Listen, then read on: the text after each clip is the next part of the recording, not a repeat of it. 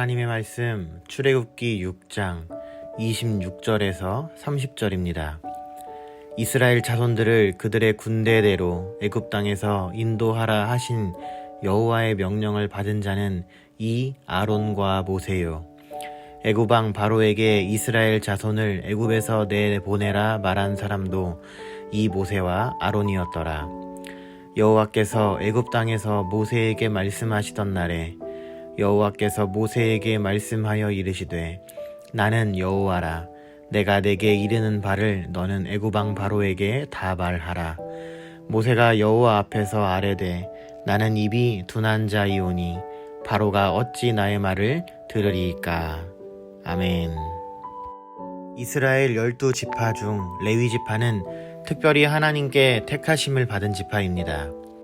이들은 다른 지파들과 같이 농사 지을 땅을 기업으로 받지 않았고 각 지파에 흩어져 거하면서 제사와 말씀 사역을 담당하였습니다. 그래서 가나안 땅을 분배할 때 레위 지파가 빠지고 그 대신 요셉의 두 아들 에브라임과 므낫세가 12지파에 편입됩니다. 12지파가 다른 지파들과 모여 살지 못하고 각 지파에 흩어지게 된 것은 레위의 범죄에 대한 하나님의 징벌이었습니다. 그러나 레위 지파는 후에 금송아지 사건 때에 하나님의 편에 서서 우상 숭배자들을 처단함으로 저주를 복으로 바꾸는 역사를 만들어내게 됩니다.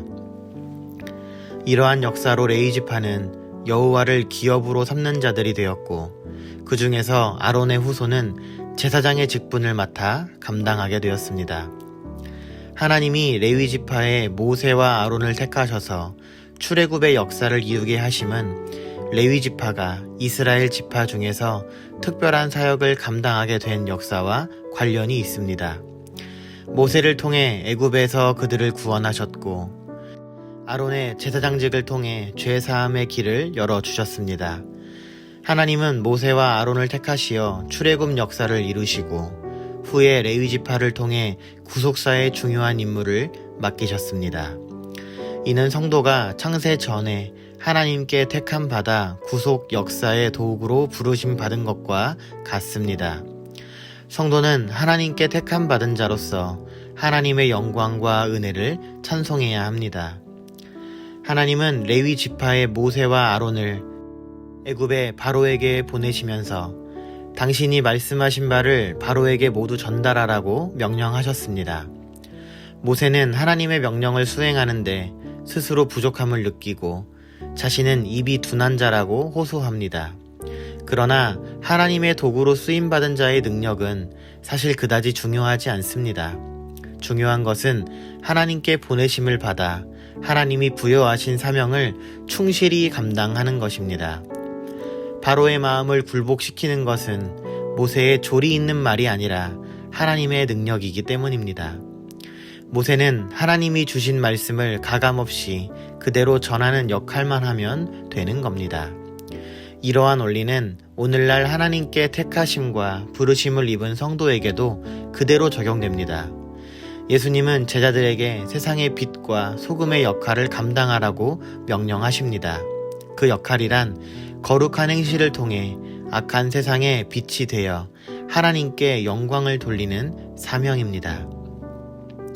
또 예수님은 승천하시면서 제자들에게 천국 복음을 모든 민족에게 땅끝까지 전하라는 명령을 내리셨습니다.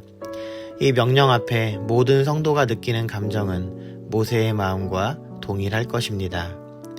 불신자들에게 말씀을 전하여 설득할 자신이 없기 때문이죠.